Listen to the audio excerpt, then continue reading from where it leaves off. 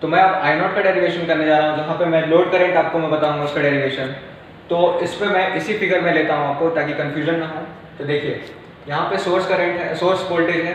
यहाँ पे मैंने थायरिस्टर को पॉजिटिव फॉरवर्ड कंडक्शन मोड में रखा है, तो वो शॉर्ट सर्किट होगा। और यहाँ पे वी नॉट है, जिसका दो कॉम्बिनेशन है, V R plus V L. तो with the KVL analysis, V naught equal to V R plus V L,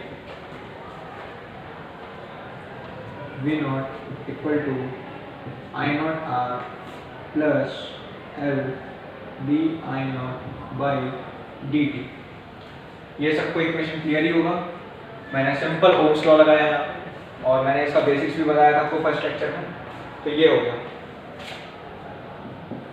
अब इस डिफरेंशियल इक्वेशन को मुझे सॉल्व करना है। तो हमें पता है कि डिफरेंशियल इक्वेशन को सॉल्व करने के लिए दो मेथड्स होते हैं। एक होता है कि होमोजेनियस इक्वेशंस, जिसमें हम सिर्फ जनरल अगर right hand left hand side अगर टर्म अगर जीरो हो तो वो होमोजेनियस इक्वेशन होता है। सॉरी, राइट हैंड टर्म अगर जीरो हो तो वो जीरो होता है। और हमें अगर कुछ राइट हैंड साइड में अगर कोई टर्म प्रेजेंट है तो वो नॉन होमोजेनियस लीनियर सिस्टम में आता है, डिफरेंशियल इक्वेशन सिस्टम में आता है। और हम वहाँ पे CF प्लस PI के फॉर्म में हम उसका सॉल्यूशन निकालते हैं, जनरल सॉल्यूशन। तो यहाँ पे भी सेम तरीका मैं अपनाऊंगा। यहाँ पे जो है आई नॉट का जो हमें सॉल्यूशन निकालना है वो डिफरेंशियल इक्वेशन जैसे मैंने बताया कि CF प्लस PI के फॉर्म में होता है। तो देखिए, I naught equal to CF plus PI के फॉर्म में होगा। इसे आपको ध्यान रखना होगा जनरल सॉल्यूशन। तो मैं यहाँ पे पहले आई नॉट का पर्टिकुलर इंटीग्रल निकालूँ, जो मैं लिख सकता हूँ IM साइन ओमेगा टी। इसे मैं फिर से लिख सकता हूँ VM by R plus J omega L sign omega T.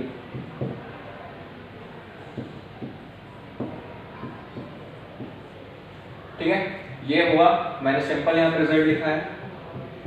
Since z equal to v by I, तो I equal to v by z। Okay, ये इम्पेडेंस है सर्किट का। अब मैं इसे पोलर फॉर्म में ले आता हूँ। तो I नॉट इक्वल टू यहाँ पे हो जाएगा Vm अपॉन, इसका मैग्नीट्यूड होगा R square plus omega L का whole square sine omega t minus tan inverse omega L by R। Okay, और यहाँ पे आई नॉट पर्टिकुलर इंटीग्रल जो होगा वो VM बाई, इसको मैं मॉडुलस Z से रिप्रेजेंट कर दे रहा हूँ क्योंकि मैग्नीट्यूड है। और ये यहाँ पे मैं से फाई मान ले रहा हूँ। एज पर हम लोग यहाँ पे स्टेडी स्टेट एनालिसिस में भी हम लोग करते हैं, इसे फाई मान ले रहा हूँ। तो ये हो गया आपका PI का relation. Okay, hope you are clear. तो जो CF का रिलेशन आएगा हमारे पास,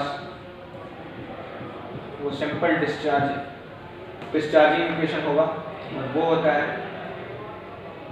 K e की power minus RT by L।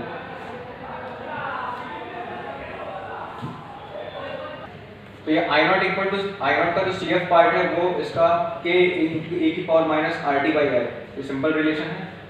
और अब मैं इसे कंप्लीट सॉल्यूशन जो यहाँ पे मैं यहाँ पे ये कंप्लीट सॉल्यूशन जो आई नॉट का होगा मैं उसमें इसको पुट करता हूँ।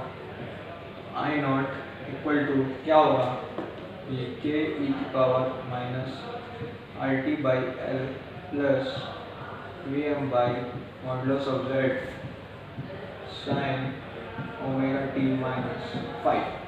ओके, ये जितने टर्म्स चल रहे हैं वो t के फॉर्म में चल रहे हैं। इसे मैं आई नॉट डायरेक्ट रिप्रेजेंट कर रहा हूँ, आप लोग इसे आई नॉट टी भी लिख सकते हैं। ये दोनों टर्म एक दूसरे के सिमिलर हैं। यहाँ पे t आप मेंशन भी नहीं किया तो भी कोई प्रॉब्लम नहीं होगी, लेकिन हम एनालिसिस कर रहे हैं तो आपको क्लियरिटी बनी रहे। ये आई नॉट टी भी इसे लिख सकते हैं। तो अब मैं यहाँ पे k की वैल्यू निकालने जा रहा हूँ। For k put t equal to 0। Okay, तो जब मैं t को 0 करूंगा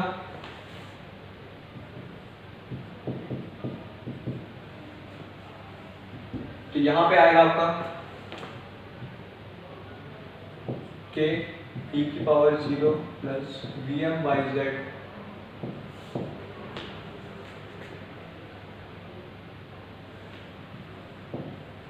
sign minus tan inverse omega L by R. Minus sine ये बाहर आ जाएगा, k minus V M by modulus of Z, ये जीरो ही होगा।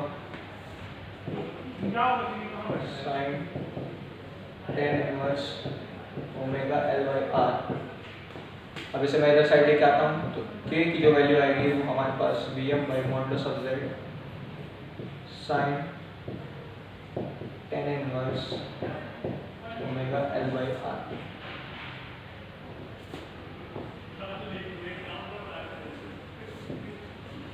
ठीक है, अब मैं के की वैल्यू फिर से इस इक्वेशन में रखता हूँ। इसे मैं इक्वेशन नंबर 2, इसे इक्वेशन नंबर 1,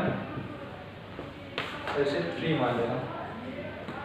पुट 3 in 2, तो आपका जो रिलेशन आएगा वो आई नॉट टी जो कंप्लीट सॉल्यूशन होगा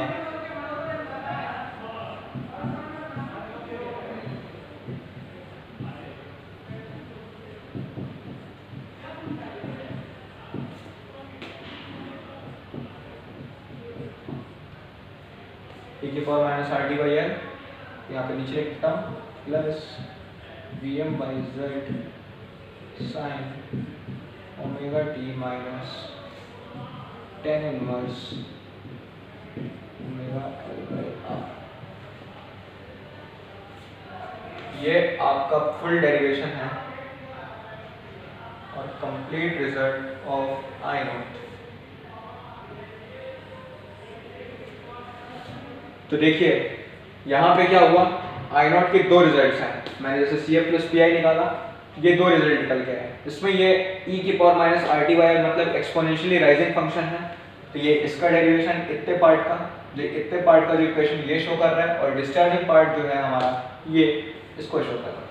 तो होप आपको ये पूरी तरीके से क्लियर हुआ होगा कि आई नॉट का जो प्लॉट है वो क्यों बना और कैसे बना। लेकिन मैं एक और पॉइंट आपको ध्यान में रखना चाहता हूँ और ध्यान में रख के बोलना चाहता हूँ कि इस पूरे एनालिसिस को करने के लिए आपके पास स्टेडी स्टेट प्लस ट्रांजिएंट के कुछ कॉन्सेप्ट्स जो हैं काफ़ी अच्छे से कमांड में चाहिए। और अगर आपको वो नहीं आता है तो आपको पूरी तरीके से पहले इसको रिवाइज करें, फिर उसके बाद यहाँ पे आरएल सर्किट के एक बार एनालिसिस को फिर से पढ़िएगा, क्योंकि अगर उसके बिना आप इसको अगर मगअप करते हैं तो काफ़ी प्रॉब्लम आपके साथ जा सकती है। जैसे कि मैंने आपको पूरी तरीके से एकदम डिटेल व्यू में बताया कि पहले केवीएल लगाया, वी नॉट यहाँ पे V R plus V L है, वी नॉट की इक्वेशन मैंने लिखी, उसके बाद मैंने आई नॉट के उससे रिजल्ट्स मैंने निकाले। आई नॉट की मुझे उस डिफरेंशियल इक्वेशन से मैं चाहता तो वी भी निकाल सकता था, लेकिन मुझे आई नॉट का रिजल्ट चाहिए तो मैं आई नॉट के लिए निकाला। अगर मुझे वी की फॉर्म में चाहिए, अगर वी की वेव फॉर्म के लिए अगर कुछ इक्वेशन चाहिए तो मैं वी के लिए भी सॉल्व कर सकता हूँ, that will be more complex. But यहाँ पे आई नॉट का मुझे रिजल्ट चाहिए था तो मैंने आई नॉट के लिए मैंने ये सब निकाला। और यहाँ पे आप वी नॉट को जो है